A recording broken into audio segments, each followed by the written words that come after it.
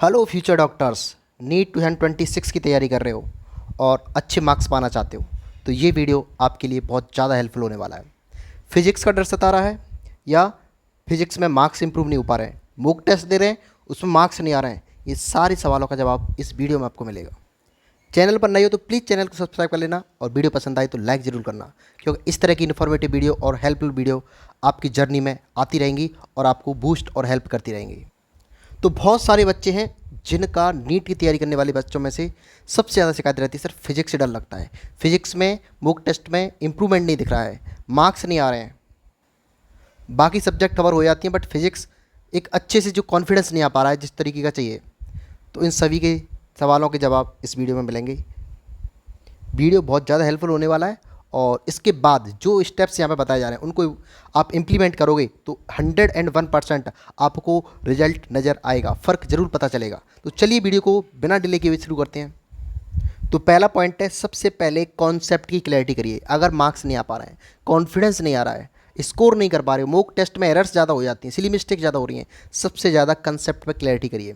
जो भी आपने पढ़ा है, ऑफलाइन पढ़ाओ या ऑनलाइन आपने बैच लेके पढ़ाओ, उन सभी को दोबारा से चैप्टर वाइज, एक साथ नहीं करना है सब कुछ, chapter wise step by step छोटे छोटे ब्लॉक्स में तोड़कर आपको स्टडी करनी पड़ेगी। उसके बाद कंसेप्ट को क्लैरिटी करना है, उसके बाद क्या है, उसके बाद प्रैक्टिस करना है, उसके बाद इंप्रूवमेंट करना है। क्योंकि जो नीट का एग्जाम है वो स्पीड एंड एक्यूरेसी दोनों का खेल है।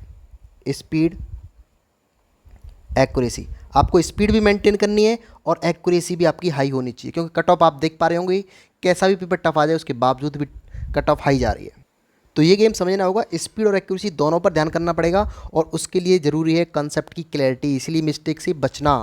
तो इसके लिए हम क्या कर सकते हैं, आप सबसे पहले एनसीईआरटी को पढ़ लीजिए फिजिक्स में। सर कुछ कहते हैं कि एनसीईआरटी नहीं पढ़नी चाहिए फिजिक्स में, नहीं पढ़नी चाहिए, बात मानता हूँ, बट अगर आपके पास कोई ऐसा शॉर्ट तरीका है जिससे एनसीईआरटी कवर हो जाए, क्योंकि एनसीईआरटी से आप 2025 में भी देखोगे इतने क्वेश्चंस डायरेक्ट मिले हैं, पीवाईक्यू और एनसीईआरटी से बाहर कुछ क्वेश्चन था ही नहीं बेसिकली देखा जाए तो आपको या फिर ऐसे कर सकते हो, कोई ऐसी बुक पकड़िए जिसमें एनसीईआरटी के सारे क्वेश्चंस, एग्जाम्पल, सॉल्व पेपर, जो भी पीछे की एक्सरसाइज रखी होती है सबको दोबारा से सॉल्व कर दीजिए और मल्टीपल टाइम कर लीजिए, कम से कम 2 से 3 बार कर लीजिए और पीवाईक्यू कर लीजिए। और अगर उसमें एक और चीज़ ऐड ऑन कर लेते हो, जेई मेंस के सिलेक्टेड क्वेश्चंस ऐड ऑन कर लेते हो, इसके बाहर पी जे नीट में फिजिक्स में कुछ भी नहीं है। आप देखोगे 45 आउट ऑफ 45 में से मैं 40 to 43 मार्क्स बता दूंगा और आपको इन्हीं रिसोर्सेज से मिल जाएगा। तो पहला रिसोर्स क्या है, एनसीईआरटी।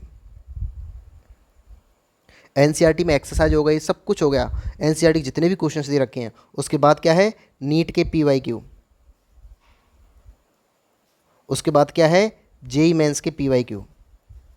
अब जेई मेंस के पीवाईक्यू कैसे होने चाहिए, सिलेक्टेड, सारे क्वेश्चंस नहीं करनी है, बिकॉज कुछ कुछ क्वेश्चंस ऐसे हैं जिनमें हाईली मैथमेटिक्स यूज हो रहा है जो कि आपके काम का नहीं है। तो अगर तुम ये सिर्फ 3 रिसोर्सेज को यूटिलाइज करते हो, फिजिक्स में गारंटी देता हूँ 45 में से 43 44 मार्क्स आपको सेम या तो कंसेप्ट या डायरेक्ट सेम क्वेश्चंस आपको यहीं से मिलेगा। तो आपको याद रखना है कि एनसीईआरटी पूरी पढ़नी है, पूरे क्वेश्चंस करने हैं, डेरिवेशन फार्मूला को लॉजिक समझे, कोई भी फार्मूला किस कंडीशन में वैलिड है, इसके लिए क्या नोटेशन यूज किए गए हैं। जैसे कि कई बार फॉर्मूला पढ़ते हैं 1/f = μ2 upon μ1 minus 1/r1 minus 1/r2। Ray optics में फार्मूला पढ़ते हैं, ये पता होना चाहिए μ1 किसका रिफ्रैक्टिव इंडेक्स है, μ2 किसका रिफ्रैक्टिव इंडेक्स है, ये सब चीज़ आपको पता होना चाहिए, हर चीज़ के पीछे लॉजिक पता होना चाहिए। डेरिवेशन मत करिए बट फार्मूले की कंडीशंस देखिए किस कंडीशन में क्या वैलिड है। एससीवी के कंसेप्ट करोगे, एससीवी को करोगे solve, concept of physics SCV के नाम से आती है, उसको सिर्फ और सिर्फ सॉल्व एग्जाम्पल कर लीजिए अगर टाइम मिलता है तो, अदरवाइज ये मोर देन एनफ होता है रिसोर्सेस।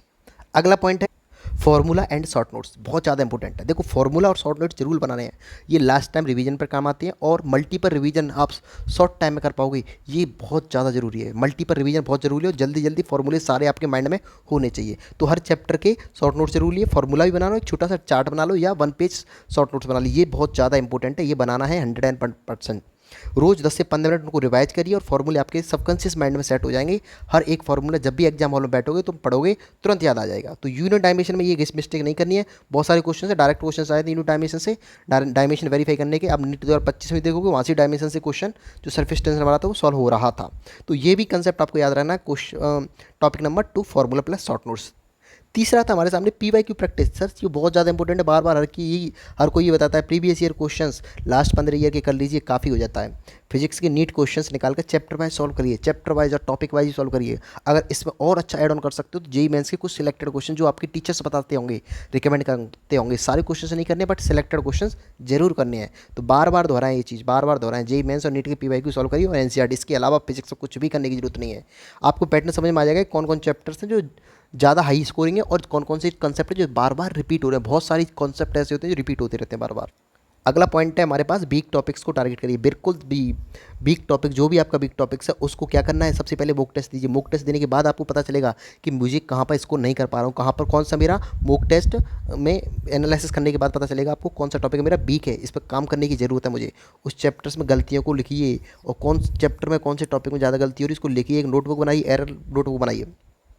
उसी टॉपिक को 2 से 3 बार रिवाइज करिए। जो भी नोट्स हैं आपके फुल नोट्स हैं उसमें से रिवाइज करिए, बार बार पढ़िए। और कुछ नहीं समझ में आ रहा है वन शॉट देख लीजिए। उसके बाद 50 से 60 70 100 क्वेश्चंस हर एक टॉपिक जो आपका वीक है उसको इस तरीके से स्ट्रॉन्ग करिए और आगे बढ़िए। अगला है सर, न्यूमेरिकल में स्पीड और एक्यूरेसी मैटर करती है। बिल्कुल सही बात है। नीट एग्जाम में स्पीड और एक्यूरेसी, जो ज़्यादा ही स्पीड से और ज़्यादा एक्यूरेसी क्वेश्चन कर लेता है वो आगे निकल जाता है। अब बहुत सारे बच्चे ऐसे हैं, सर मैं एक्यूरेसी अच्छी आती है बट स्पीड नहीं आती है तो भी दिक्कत है। सर मेरी स्पीड अच्छी आती है, एक्यूरेसी नहीं आती, एरर्स कर देता हूँ, सिली मिस्टेक कर देता हूँ। ये सब कुछ बैलेंस करना पड़ेगा आपको। तो क्या कर सकते हो, नीट में फिजिक्स में 70 to 80% न्यूमेरिकल बेस्ड क्वेश्चन होते हैं। आपको आप देखोगे तो only 20 to 25% he theoretical question होते हैं जो एसएसआर रीजन और स्टेटमेंट टाइप के होते हैं। तो आपको क्या करना है, स्टॉप वॉच लगाकर क्वेश्चन को सॉल्व करना है। स्टॉप वॉच लगाकर तो क्वेश्चन सॉल्व करेंगे। और फिजिक्स में ध्यान रखना कि एक क्वेश्चन, एवरेज बात कर रहा हूँ मैं, एवरेज ऐसा नहीं एग्जैक्टली 1 मिनट होना चाहिए। एवरेज मान के चलिए कि एक क्वेश्चन 1 मिनट में सॉल्व होना चाहिए। स्टॉप वॉच लगाने के बाद जब भी आप मॉक टेस्ट प्रैक्टिस कर रहे हो तो ध्यान रखना एरर लॉग बनाइए, यानी कि एक नोटबुक बनाइए जिसमें एरर्स को लिखिए कि मैं कहाँ, किस क्वेश्चन में, किस टॉपिक में, किस चैप्टर में कौन सी मिस्टेक कर रहा हूँ, वो आगे नहीं करूँगा मैंने एग्जाम में। और धीरे धीरे इस चीज़ को इंप्रूव करते चली जाइए। इसीलिए मैं कह रहा हूँ बार बार मिस्टेक ना करें, एक ही मिस्टेक को नोट कर लें, उसको रिपीट ना करें। तो ये सबसे ज़्यादा इंपॉर्टेंट है। इसी से आपकी स्पीड बढ़ेगी और एक्यूरेसी भी बढ़ेगी। ध्यान रखना इस चीज़ को। टॉपिक नंबर 6 है, point number 6, high weightage chapters. जिसका वेटेज ज़्यादा है उसको ज़्यादा करना है, ज़्यादा मेहनत करनी है उसके ऊपर, क्योंकि क्वेश्चंस वहाँ से मोस्टली 70 to 80% फिजिक्स का पूरा सिलेबस है वहीं से कवर हो जाता है। जैसे कि मॉडर्न फिजिक्स है, बहुत अच्छे अच्छे क्वेश्चंस बनते हैं, बहुत बढ़िया बढ़िया, बहुत सिंपल भी बन जाते हैं, लेकिन वेटेज इनका हाई है। करंट इलेक्ट्रिसिटी सबसे ज़्यादा वेटेज है। ध्यान रखना 5 6 7 क्वेश्चन भी बन जाते हैं, कभी कभी 3 4 तो नॉर्मल है। तो करंट इलेक्ट्रिसिटी बहुत ज़्यादा इंपॉर्टेंट है। इलेक्ट्रोस्टैटिक्स, इलेक्ट्रोपोटेंशियल दोनों को मिलाकर इलेक्ट्रोस्टैटिक्स भी इंपॉर्टेंट है। सेमीकंडक्टर से क्वेश्चन सर्वर आता है, कभी ऐसा नहीं होता, नहीं पूछा जाता है। ऑप्टिक्स से क्वेश्चन थोड़ा लेंदी, चैप्टर थोड़ा लेंदी है पर यहाँ से क्वेश्चन आते हैं। Laws of motion, work of energy से क्वेश्चन हर बार आते ही आते हैं और यहाँ से अच्छे क्वेश्चन आते हैं, 2 3 4 4 क्वेश्चन तक आ जाते हैं। तो ये ध्यान रखना। Magnetism and EMI and induction, तो ये याद रखना। ये टॉपिक्स जो हाई वेटेज को बहुत ज़्यादा प्रायोरिटी देके बहुत अच्छे से कवर करना है। अगला आता है revision and mock test strategy. Sir बहुत ज़बरदस्त है, रिवीजन जरूरी है, मस्ट। कितना भी पढ़ लो स्टडी की तरफ, कितना भी स्टडी कर लो, स्टडी के बाद क्या करना है, स्टडी के बाद करनी प्रैक्टिस। और जैसे ही प्रैक्टिस हो जाती कंप्लीट उसके बाद करना है रिवीजन। और ये रिवीजन कैसा होना चाहिए सर, मल्टीपल टाइम्स रिवीजन होना चाहिए। जो मल्टीपल टाइम रिवीजन कर लेगा वो बाजी मार जाएगा, आगे निकल जाएगा। तो ध्यान रखना कि रिवीजन की स्ट्रेटजी बना लीजिए, प्लान बना लीजिए।